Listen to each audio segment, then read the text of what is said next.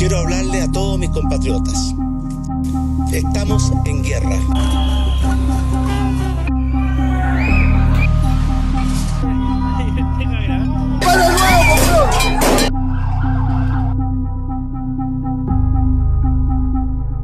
Chilenas y chilenos, un acuerdo por la paz, un acuerdo por una nueva constitución.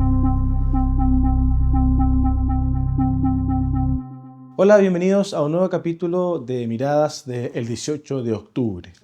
El hecho político que ha marcado la década y seguramente el hecho más importante de los últimos 30 años para nuestro país. Hoy vamos a conversar con quien vivió en carne propia el estallido social del año 2019. Él es psicólogo de profesión, magíster en psicología clínica y también fue director de la Secretaría de Comunicaciones del presidente Piñera. Jorge Selume, bienvenido. Muchas gracias por estar con nosotros. Hola, gracias Tomás por la invitación. Es un gusto estar acá. Jorge, a 5 años del estallido social, ¿cuál es tu análisis? ¿Cuál es la reflexión que tú haces sobre el hecho mismo?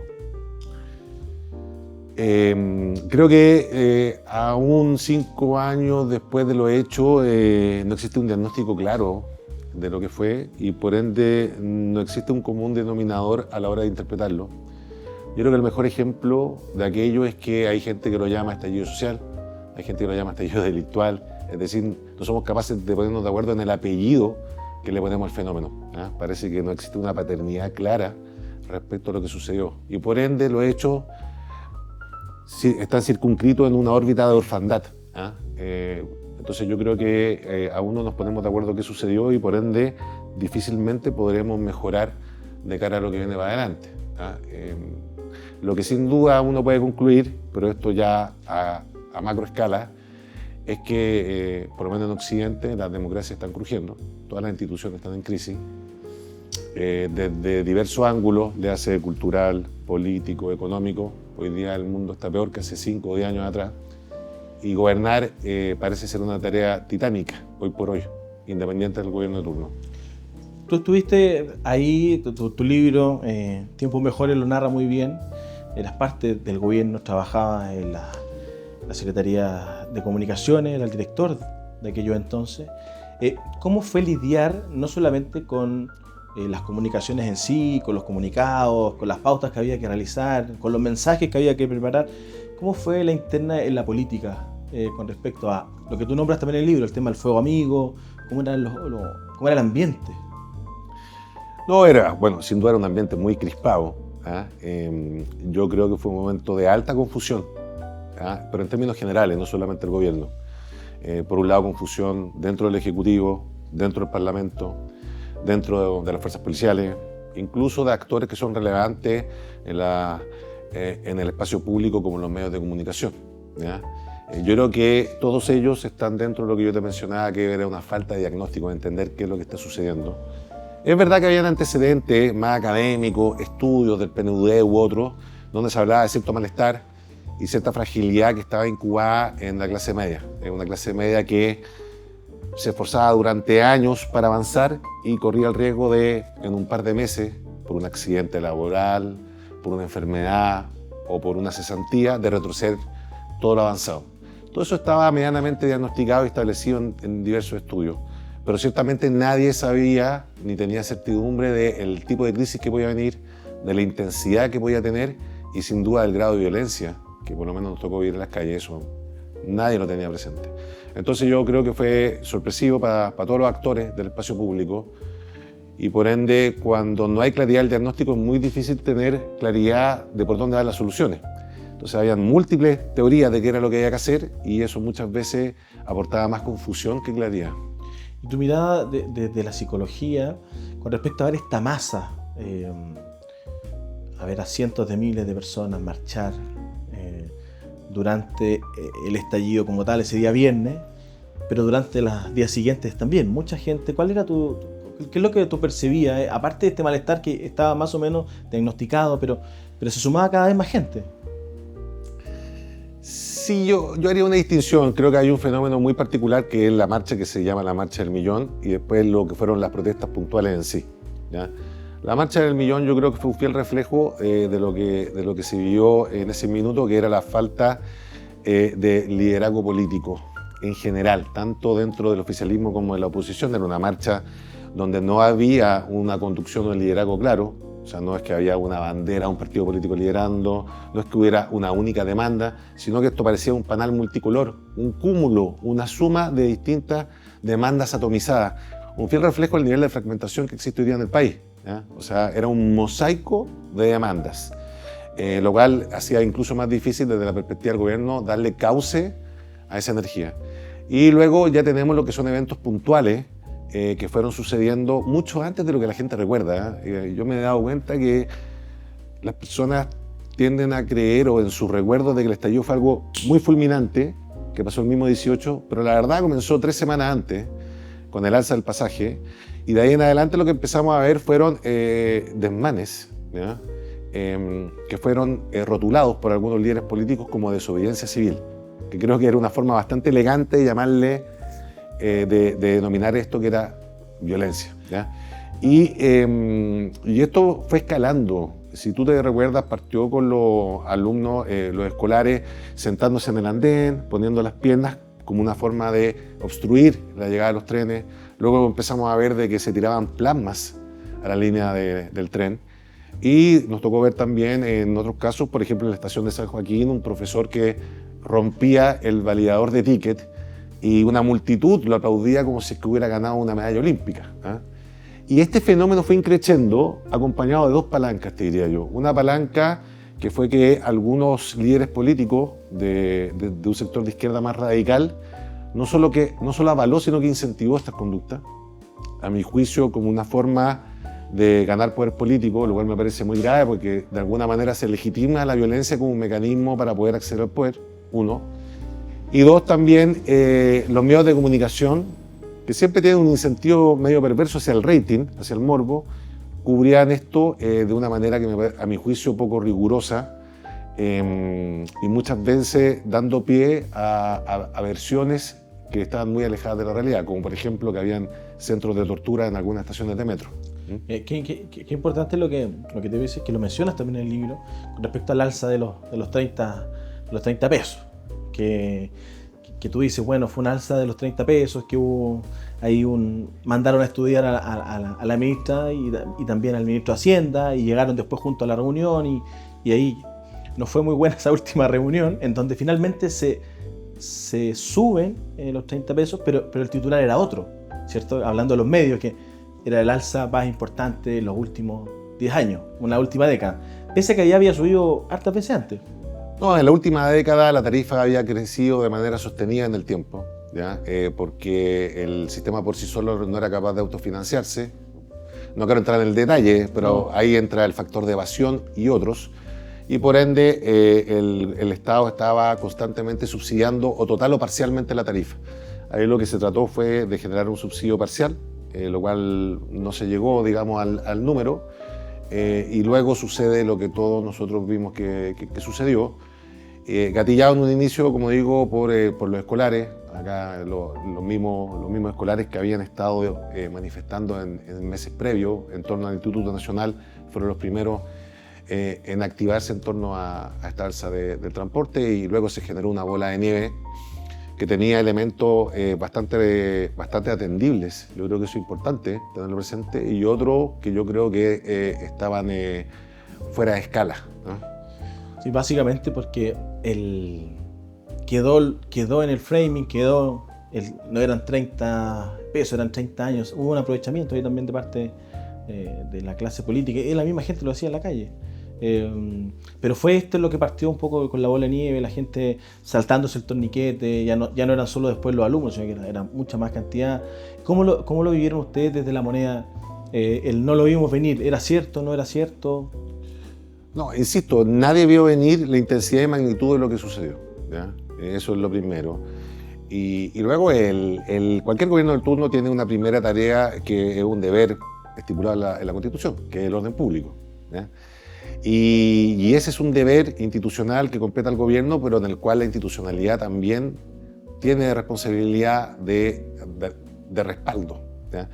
Y lo que pasó es que nosotros nos fuimos desfondando políticamente. El gobierno se fue desfondando y fue quedando muy solo, muy huérfano en esta tarea, porque la oposición nos atacaba diciendo que el gobierno estaría supuestamente con intención violando derechos humanos, y algunos partidos de la coalición gobernante nos atacaban diciendo que éramos muy débiles y no teníamos los pantalones para imponer el orden en las calles a través de los militares, etc. Entonces, esto se fue polarizando y nosotros fuimos quedando, como se dice, en tierra de nadie. Yo creo que el mejor ejemplo de esa orfandad que vivimos dentro de nuestra propia coalición es cuando se tramitó el retiro de los fondos previsionales, que ahí lo que vimos fue que diputados oficialistas votaron en contra de la postura del gobierno. Yo creo que ese es el ejemplo más claro de lo que te estoy hablando en este minuto. Qué importante el tema del fondo político que había, porque previo a eso, y lo dice también el libro, fue el caso Catrillanca, que pegó muy fuerte, sobre todo a Interior, especialmente a el entonces ministro Chadwick. Que de alguna manera el estallido o lo sucedido post vino solamente a como a desfondar ya, a no más poder. Sí, yo te diría lo siguiente, el capital político se quema rápido en general, ¿ya? Cuando uno está en el gobierno. Eso siempre ha sido así. Yo creo que en los últimos tiempos se quema más rápido. Digamos, si antes se quemaba a fuego lento, hoy día se quema a microondas, ¿ya? Porque todo es mucho más acelerado, todo es mucho más vertiginoso por el acceso a la información y por la dinámica que imponen los medios digitales y las redes sociales. Y eso pasa acá en Chile y pasa en cualquier país de Occidente hoy por hoy. Es más, el gobierno actual tiene el mismo drama. Yo creo que su capital político se extinguió rápidamente durante el primer año, probablemente con la derrota del plebiscito constitucional. Habiendo dicho eso, en el gobierno a nosotros nos tocó que, a mi juicio, el punto de quiebre de esta pérdida de capital político fue el caso Catrillanca, porque eso nos pegó en la línea de flotación, porque como bien tú dices, el ministro del Interior de ese entonces, Andrés Chadwick, cumplía un rol muy importante en la gobernanza interna y en la relación política con el resto de los partidos de la coalición y también de la oposición. Entonces quedamos golpeados en el ala, y de ahí en adelante hubo una pérdida progresiva de ese capital político y se viene a cristalizar de forma brutal con lo que fue el estallido. Sale Chadwick, llega Gonzalo Blumel, y ahí hay una cosa de poder, que lo nombra también el libro, de sacamos los militares, decían no los sacamos, que fue dentro de la misma coalición. Algunas personas, personeros históricos de la UDI decían, oye, hay que sacarlo, lo importante es restablecer el orden público, es lo que mandata la Constitución. Por otro lado había otro equipo, otro grupo que decía, oye, ¿cómo fue eso? A ver, a mi modo de ver, eso fue virtuoso. Es lo esperable y más aún lo deseable, diría yo. O sea, si en un gobierno no se genera un debate interno respecto a cuáles son los cursos a seguir, significa que tenemos un problema de diseño en los equipos. Eso uno. Dos, esa dinámica y ese debate interno refleja muy bien el tipo de liderazgo que ejercía el expresidente Sebastián Piñera sobre los equipos. Era una persona que por espíritu competitivo, o por llamarle un espíritu deportivo, siempre estaba incentivando las distintas opiniones y le gustaba que dentro de los equipos se produjera un debate. Él lo entendía como algo positivo. Este caso no fue la excepción, era un tema relevante. Sí. Pero lo que te quiero decir es que esta dinámica sucedía continuamente. Finalmente, en ese debate entre A y B, como solía suceder, el presidente zanjaba. Escuchaba las mejores versiones de cada lado y después él, ejerciendo el liderazgo que tenía, tomaba la decisión que le parecía más pertinente. Y en este caso, la decisión que tomó fue el llamado a la paz y una nueva constitución, ambas cosas que finalmente nunca llegaron. Sí, no llegaron hasta el día de hoy. Hasta el minuto que estamos acá sentados no se han concretado, estamos en un ambiente muy crispado. Es verdad que las calles están más tranquilas, pero el ánimo cívico está muy dañado. Las relaciones entre los ciudadanos... Muy fracturado. Muy tensionado. Yo diría que a fractura yo creo que sería mucho. Podríamos llamar que está contracturado. Contracturado. Y la Constitución no llegó. Hicimos 2 intentos. En ambos plebiscitos la ciudadanía rechazó el texto que se propuso.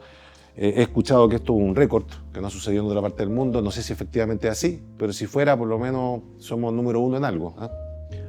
Eso es verdad. Hay una historia muy buena que narra tu vivencia el día viernes 18 de octubre, en donde dices tú, en ánimos de tratar de aportar a la discusión, a tratar de llegar a algún acuerdo, tú vas y te juntas con un diputado, si no me equivoco, del Partido Socialista, o algún dirigente del Partido Socialista, y bueno, y a la vuelta te topas con todas las manifestaciones, te topas con todo. No había Uber, la persona tiene que prestar el auto. Cuéntanos cómo fue ese día que... Sí, una pequeña corrección nomás. Ese día que tú describes fue el día del paro nacional, el gran paro como se le llamó, que fue el 12 de noviembre. 12 de noviembre, fue antes del acuerdo. Fue 3 días Ya, previo al acuerdo, sí. Que fue un día extremadamente violento. ¿Ya? Y efectivamente, yo por los avatares del destino, yo me había envuelto en una situación como la que tú describes. Yo la pongo en el libro por una serie de motivos. El primero, porque creo que da cuenta de la desesperación que había de buscar cómo poder ayudar, ¿ya? De forma ingenua, casi quijotesca. O sea, la escena que yo cuento es absurda. O sea, yo como encargado de comunicaciones no me competía y no tenía por qué estar haciendo una gestión de esas características. ¿Ya? Entonces, pero de alguna manera eso permite reflejar que estábamos en esta situación donde uno dice, ¿cómo crees que te puedo ayudar? ¿Ya? Y después lo segundo, creo que es una escena que describe bien la atmósfera que se vivía en esos días, con el que no baila no pasa, que fue lo que me tocó hacer. Yo, como tú dices, pedí una camioneta prestada, no había transporte público, la ciudad estaba paralizada, prácticamente en llamas, y bajo derecho por Marín, enchufado el teléfono, levantando información con mi equipo para llegar a una reunión de urgencia con información a la mano, no llegar desnudo de conocimiento. Y en esa bajada no me doy cuenta, sigo derecho bajando por Marín y me topo de frente al Parque Bustamante y bueno, ahí sucede una situación bastante llamativa, bien extrema, que no quiero adelantar para no hacer un spoiler de los que no han leído el libro. Para que lo lean. Claro, esa es la idea. Pero más allá de la particularidad de la escena, creo que permite al lector de entrada conectarse emocionalmente con la atmósfera que se vivía en ese minuto. Porque eso que yo hice en ese minuto es algo que todos a distinta escala y en su propio ámbito estaban haciendo, que era tratar de ver cómo ayudar para que esto se solucionara. ¿Me explico? Y yo creo que es bueno poner eso sobre la mesa, porque yo creo que es algo que conecta con el lector. Sí, es súper importante. Con respecto a la oposición de entonces, que lo nombrabas anteriormente, no solamente la que hoy día nos gobierna, sino que también... ¿Cuál fue el papel que ocuparon? ¿Habían acusaciones constitucionales entre medio? ¿De alguna manera validaron la violencia como método? ¿Crees que hace falta un mea culpa? ¿Crees que hace falta una reflexión más profunda? O sea, yo de entrada decir que hace falta un mea culpa o hacer un juicio creo que no me compete. O sea, yo por definición mi rol no es andar juzgando ni pidiendo cuenta a nadie. Pero si tuviera que hacer un análisis más fenomenológico del actuar, que me tocó ver de la clase política, claro, hubieron varias acciones que dejan harto que desear. En algunos casos por hechos concretos, como incentivar o avalar hechos que iban en contra de la ley o en contra de lo que entendemos como el ejercicio democrático, que es el diálogo y no la violencia. Y en otros casos por a líderes políticos que si bien no dijeron algo, brillaron por omisión, se silenciaron. Da la impresión de que muchos políticos entraron un poco en pánico con la situación y el temor se apoderó de las decisiones. Y cuando eso sucede, generalmente se toman caminos que no son los mejores para el destino del país. Es cierto. Y con respecto al gobierno y especialmente al presidente Piñera, ¿cómo era tu relación con él y durante este periodo, sobre todo? No, bueno, viene de cerca, pero considero que teníamos una buena relación, una relación cercana, de confianza. En el libro se ve reflejada esa relación. El libro lo que busca hacer es transmitir un poco más la humanidad del quehacer político del día a día. No es un libro teórico, conceptual, sino que es un libro de la experiencia, un libro vivencial. No busca dictar cátedra, al contrario, en el libro muchas veces yo resalto los errores que se cometieron, particularmente los que yo cometí, porque creo que se puede aprender más de eso que de los logros. Y en el caso de la relación con el presidente, lo que se refleja en el libro es la relación de un empleado con su jefe, ¿ya? Ese tipo de cercanía.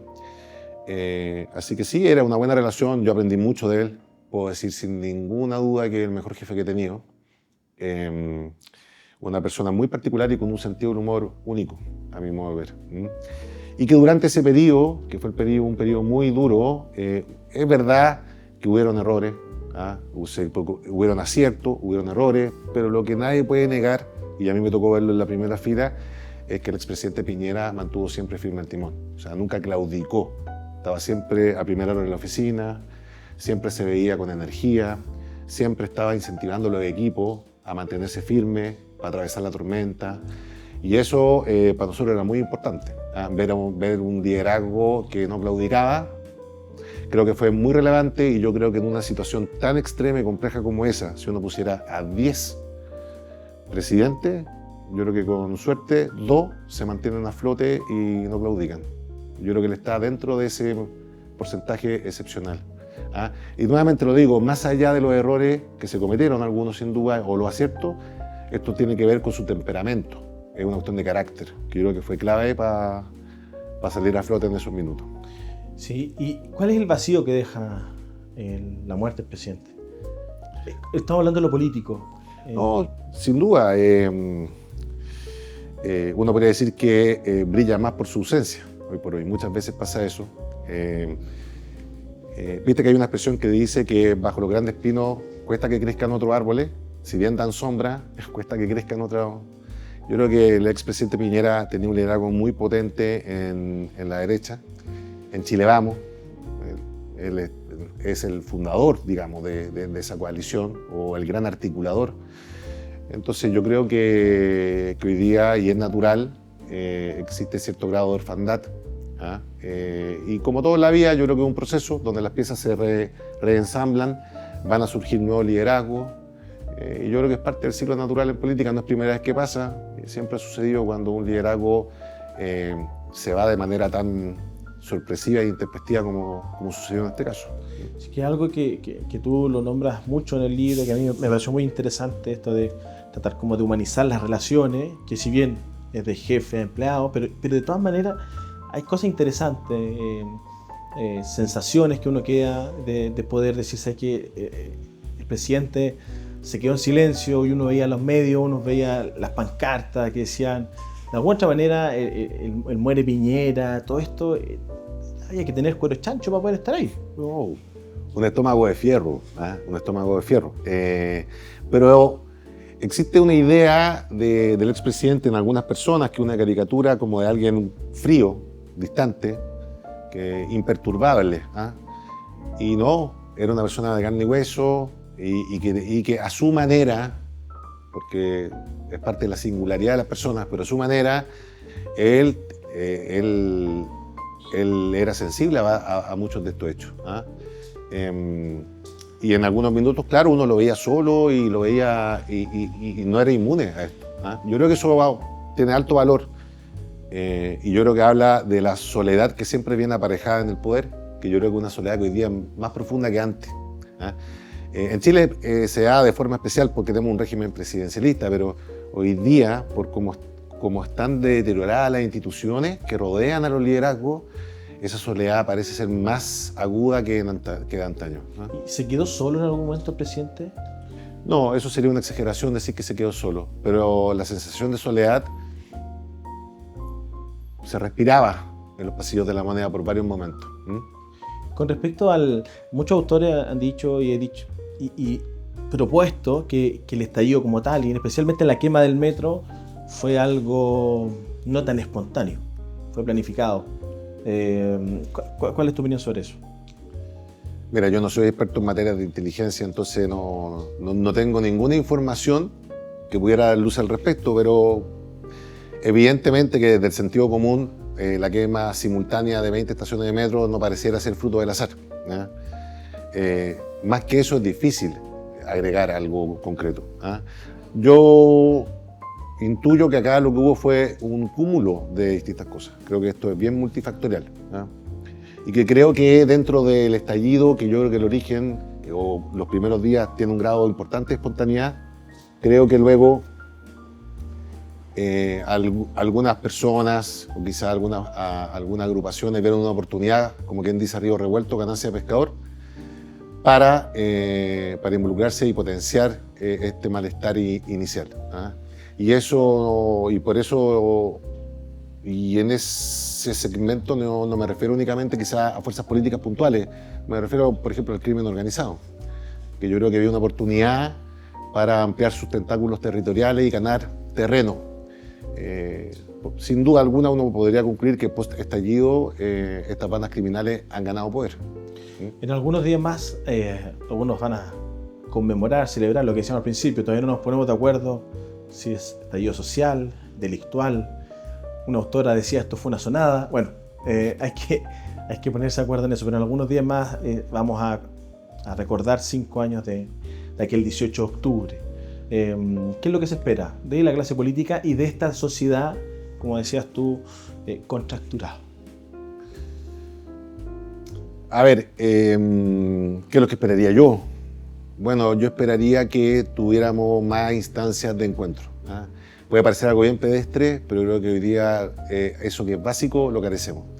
Por ejemplo, cuando murió el expresidente Piñera pasaron cosas que parecen notables, pero que a mi modo de ver deben ser parte del ejercicio político, que es el recibimiento que le da el presidente Boric a la familia en el aeropuerto de Lafach, la guardia de honor que se hace al expresidente en el ex Congreso Nacional. Eso me acuerdo que parecía algo llamativo, casi extraordinario en términos de actitud republicana. Eso debiese ser, a mi modo de ver, debiese ser como lo habitual que uno esperaría de las autoridades y de quienes están hoy día en el poder. Creo que es importante que se manden esas señales porque pareciera que la política hoy día es un artefacto, o mejor dicho, una industria un poco obsoleta a ojos de la ciudadanía. En una parte del libro yo menciono que la política es como un enchufe que ya no le hace el toma corriente, o sea, que no es capaz de conectar con la energía ciudadana y conducirla en el sistema. Y eso es muy dañino, porque si eso es así, o la gente lo percibe así, entonces la política como tal pasa a ser inútil. Y si pasa a ser inútil, entonces el apetito por tomar atajos, por liderazgos populistas o por soluciones, entre comillas, mágicas, crece. Y todos sabemos que ese tipo de remedios son peor que la enfermedad, que nos pueden llevar a una peor situación. Yo esperaría que la clase política fuera lo suficientemente generosa como para entender lo que está en juego, y que estuvieran dispuestos en muchos casos a ceder espacios de poder o ceder a intereses más particulares en beneficio de una conducción más global. Jorge, muchas gracias por estar con nosotros. Gracias por la invitación.